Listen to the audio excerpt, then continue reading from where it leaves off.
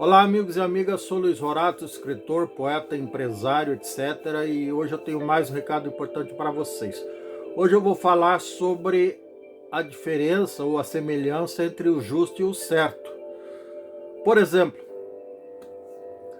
vocês sabiam que juízes e desembargadores, quando cometem crimes, por piores que sejam esses crimes, no exercício de suas funções, aliás, existe uma certa prevalência desse tipo de crime. Lógico que são casos isolados, mas acontecem com uma certa frequência de desembargadores e juízes que vendem sentenças favoráveis aos criminosos, obviamente.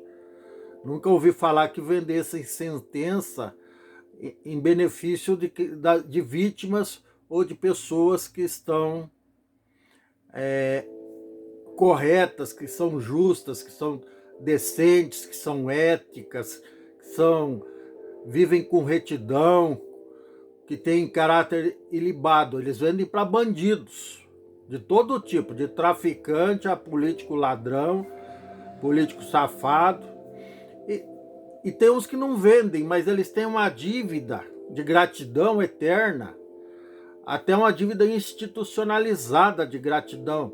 Os membros do Poder Judiciário têm para com o Poder Executivo e Legislativo. Eu vou explicar por quê. Porque o Poder Legislativo, por iniciativa própria ou por sugestão do Executivo, ao longo da história recente do país, das últimas décadas, resolveu, por bem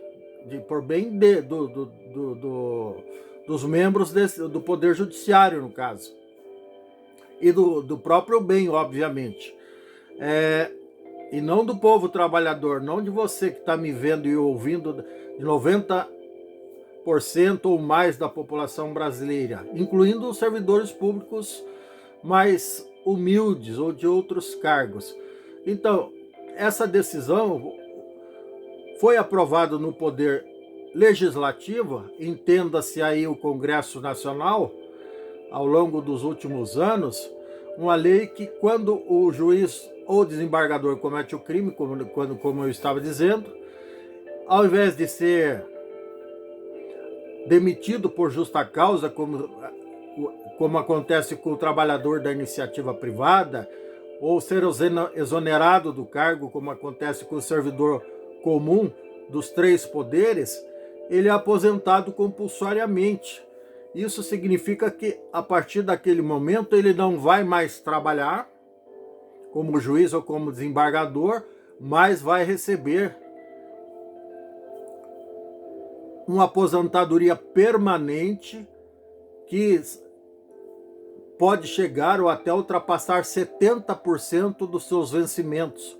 Ora, todo mundo sabe que um juiz ganha mais de 30 mil reais por mês e o desembargador um pouco mais.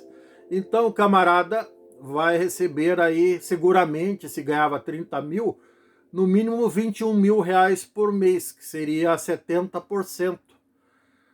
21 mil reais por mês dá alguma coisa em torno de 16, 17 salários mínimos. Eu não fiz essa conta. É o que o cara ganha de prêmio por ter cometido crimes no desempenho de sua função.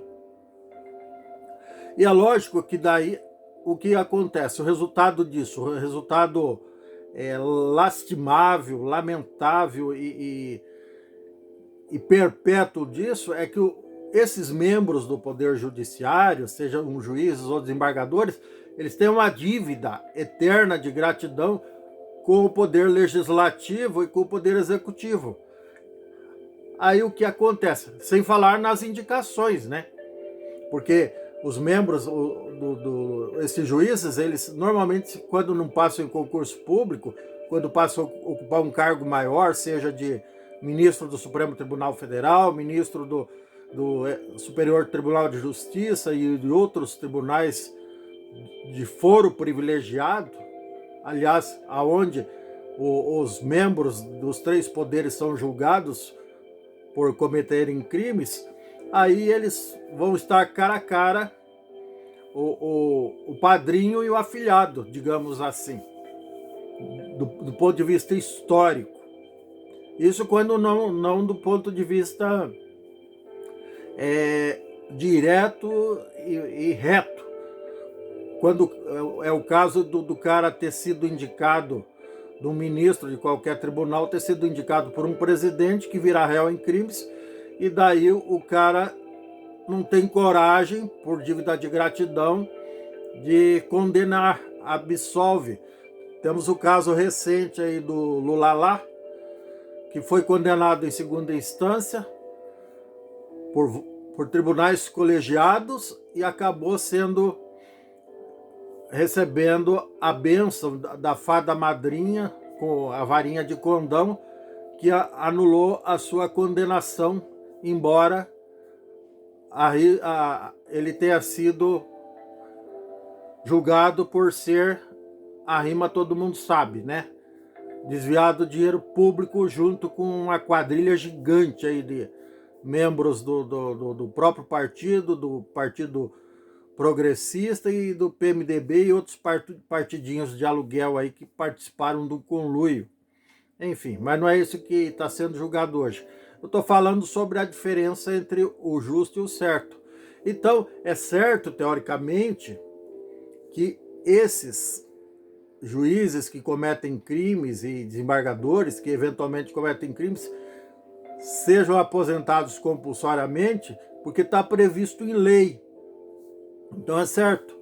Mas não é justo, porque toda a gama de trabalhadores e servidores públicos restante é punido como deve ser. Eu não estou dizendo que todos nós deveríamos ser aposentados compulsoriamente quando cometêssemos crime. Muito pelo contrário. Eu estou dizendo que, assim como nós somos penalizados, juízes e desembargadores também deveriam ser penalizados e ficar sem qualquer tipo de remuneração, que é o que acontece com qualquer cidadão.